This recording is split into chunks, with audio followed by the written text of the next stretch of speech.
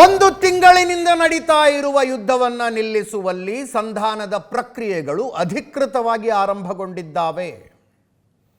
ಇಲ್ಲಿ ತನಕ ಸಭೆಯ ಬಗ್ಗೆ ಅಧಿಕೃತ ಮಾಹಿತಿಗಳು ಯಾವುದೂ ಇರಲಿಲ್ಲ. ಈಗ ಪಾಕಿಸ್ತಾನದಲ್ಲಿ ಸಭೆ ನಡೀತಾ ಇದೆ ಅನ್ನೋದು ಖಚಿತ. ಪಾಕಿಸ್ತಾನ ವಿದೇಶಾಂಗ ಸಚಿವರ ಆಹ್ವಾನದ ಮೇರೆಗೆ ಇನ್ನು 3 ದೇಶಗಳ ವಿದೇಶಾಂಗ ಸಚಿವರು ನಾಳೆ ಪಾಕಿಸ್ತಾನಕ್ಕೆ ಬರ್ತಾ ಇದ್ದಾರೆ. ಅಲ್ಲಿ ಸಭೆಯಾಗುತ್ತೆ. ಇಂಟ್ರೆಸ್ಟಿಂಗ್ಲಿ ಈ ಸಭೆಯಲ್ಲಿ ಯುದ್ಧಗ್ರಸ್ತವಾಗಿರುವಂಥ ಇರಾನಿನ ವಿದೇಶಾಂಗ ಸಚಿವರಿಲ್ಲ. ಯುದ್ಧ ಮಾಡ್ತಾ ಇರುವಂಥ ಅಮೆರಿಕ ಹಾಗೂ ಇಸ್ರೇಲ್ಗಳ ವಿದೇಶಾಂಗ ಸಚಿವರು ಇಲ್ಲ. ಮತ್ಯಾವ ದೇಶಗಳ ವಿದೇಶಾಂಗ ಸಚಿವರಿದ್ದಾರೆ? ಸೌದಿ ಅರೇಬಿಯಾ, ಟರ್ಕಿ ಮತ್ತು ಈಜಿಪ್ತಿನ ವಿದೇಶಾಂಗ ಸಚಿವರು. ಸೌದಿ ಅರೇಬಿಯಾ, ಟರ್ಕಿ ಮತ್ತು ಈಜಿಪ್ಟ್ನ ವಿದೇಶಾಂಗ ಸಚಿವರುಗಳು ಈ ಯುದ್ಧ ನಿಲ್ಲಿಸುವುದು ಹೆಂಗೆ ಅಂತ ಚರ್ಚೆ ಮಾಡ್ತಾರೆ ನಾಳೆ ಪಾಕಿಸ್ತಾನದಲ್ಲಿ. ಮೊಹಮ್ಮದ್ ಇಶಾಕ್ದಾರ್ ಪಾಕಿಸ್ತಾನದ ವಿದೇಶಾಂಗ ಸಚಿವರು ಇರ್ತಾರೆ ಸಭೆಯಲ್ಲಿ. ಪ್ರಿನ್ಸ್ ಫೈಸಲ್ ಸೌದಿ ಅರೇಬಿಯಾದ ವಿದೇಶಾಂಗ ಸಚಿವರು, ಎಚ್.ಇ. ಹಕನ್ ಫಿದಾನ್ ಟರ್ಕಿಯ ವಿದೇಶಾಂಗ ಸಚಿವರು, ಈಜಿಪ್ಟ್ನ ವಿದೇಶಾಂಗ ಸಚಿವ ಡಾಕ್ಟರ್ ಬದ್ರ್ ಅಬ್ದೆಲಟ್ಟಿ, ಇಷ್ಟು ಜನ ನಾಳೆ ಇಸ್ಲಾಮಾಬಾದ್ನಲ್ಲಿ ಸಭೆ ಮಾಡ್ತಾರೆ. ಶಹಬಾಜ್ ಶರೀಫ್ ಪಾಕಿಸ್ತಾನದ ಪ್ರಧಾನಿ ಈ ವಿಷಯವನ್ನು ಸೋಷಿಯಲ್ ಮೀಡಿಯಾದಲ್ಲಿ ಪೋಸ್ಟ್ ಮಾಡಿದ್ದಾರೆ. ಇವತ್ತು ಬೆಳಗ್ಗೆ ಇರಾನ್ ಅಧ್ಯಕ್ಷ ಮಸೂದ್ ಪಜೆಶ್ಕಿಯಾನ್ ಅವರೊಂದಿಗೆ 1 ಗಂಟೆಗೂ ಹೆಚ್ಚು ಕಾಲ ವಿವರವಾದ ದೂರವಾಣಿ ಸಂಭಾಷಣೆ ನಡೆಸಿದೆ. ಇರಾನ್ನ ನಾಗರಿಕ ಮೂಲಸೌಕರ್ಯಗಳ ಮೇಲಿನ ದಾಳಿ ಖಂಡನೀಯ. ಇಸ್ರೇಲ್ ನಡೆಸುತ್ತಿರುವ ನಿರಂತರ ದಾಳಿ ಇದನ್ನು ಪಾಕಿಸ್ತಾನ ತೀವ್ರವಾಗಿ ಖಂಡಿಸುತ್ತೆ. ಇರಾನ್ನ ಧೈರ್ಯಶಾಲಿ ಜನರೊಂದಿಗೆ ಪಾಕಿಸ್ತಾನ ಯಾವಾಗಲೂ ಇದೆ.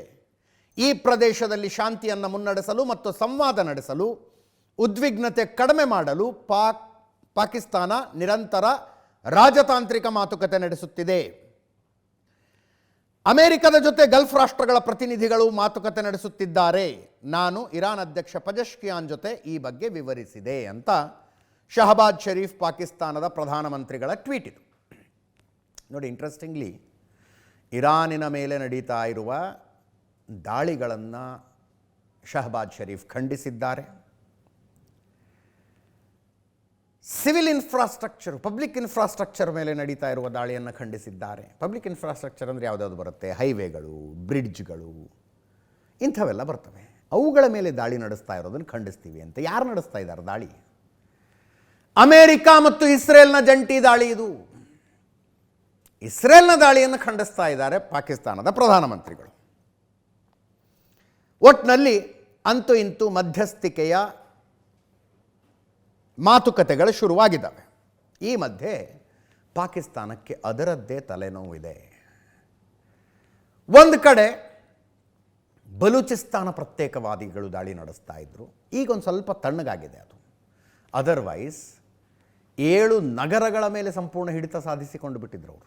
7 ನಗರಗಳ ಮೇಲೆ ಪಾಕಿಸ್ತಾನದ ಸೈನಿಕರನ್ನು ಜೀವಂತವಾಗಿ ಸೆರೆ ಹಿಡಿದಿದ್ರು. ಪಾಕಿಸ್ತಾನ ಸೇನೆ ಅವರು ನಮ್ಮ ಸೈನಿಕರೇ ಅಲ್ಲ ಅಂದುಬಿಟ್ಟಿದ್ರು. ಪಾಕಿಸ್ತಾನಿ ಸೈನಿಕರು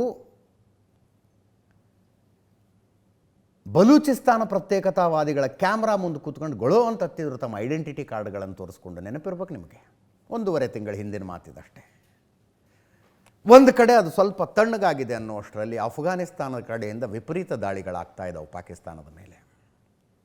ವಿಪರೀತ ದಾಳಿಗಳು. ಅದಕ್ಕೆ ಪ್ರತಿಯಾಗಿ ಪಾಕಿಸ್ತಾನ ಅಫ್ಘಾನಿಸ್ತಾನದೊಳಗೆ ಏರ್ ಸ್ಟ್ರೈಕ್ ನಡೆಸಿತು. ಅದೆಲ್ಲದರ ಮಧ್ಯದಲ್ಲಿ ಈಗ ಇರಾನ್ನಲ್ಲಿ ನಡೀತಾ ಇರುವ ಯುದ್ಧವನ್ನು ನಿಲ್ಲಿಸಲು ರಾಜತಾಂತ್ರಿಕ ಮಾತುಕತೆ ಅಂತಿದ್ದಾರೆ. ಇದೇ ಟೈಮ್ನಲ್ಲಿ ತಾಲಿಬಾನಿಗಳೇನಾದರೂ ಅಫ್ಘಾನಿಸ್ತಾನದ ಕಡೆಯಿಂದ ದಾಳಿಗಿಳಿ ಮಾಡಿದ್ರೆ ಮರ್ಯಾದೆ 3 ಪಾಲಾದಂಗಾಗತ್ತೆ. ಪಾಕಿಸ್ತಾನಕ್ಕೆ ಅದೊಂದು ಟೆನ್ಷನ್. ಮಾತುಕತೆಯ ಸಂದರ್ಭದಲ್ಲಿ ಇದೊಂದು ಆಗಬಾರದು ಅಂತ.